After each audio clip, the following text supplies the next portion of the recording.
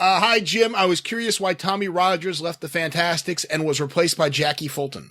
Because Tommy was living too far away to drive.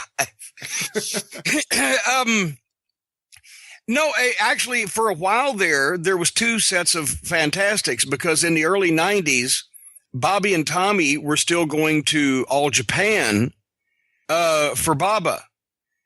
And that was the Fantastics team. But in this country, because I think at that point, Tommy was living in Florida. And Bobby wanted to work around. He was either in the Carolinas or Ohio. There was a lot of opportunities where they could work, but they didn't want to buy plane tickets. So Bobby got his brother, Jackie, a.k.a. George. If he's a listener, and I doubt it. Hello, Jackie. To fill in, because he had good size, and he obviously was a member of the family, knew how to work from Bobby training him. And he was, I thought, an adequate domestic Fantastic.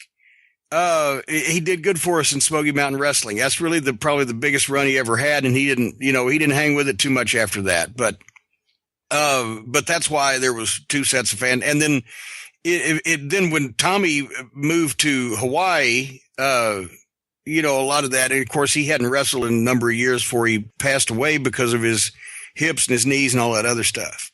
I was never crazy about Jackie Fulton and the Fantastics. And, well, I mean, they were, if you looked at them like a completely different but good Southern babyface team, I mean, Tommy was one of the best athletes in the business, and his work was almost flawless. It was almost impossible to replicate that, but at least Jackie had some size that neither Bobby and Tommy had, and he looked good.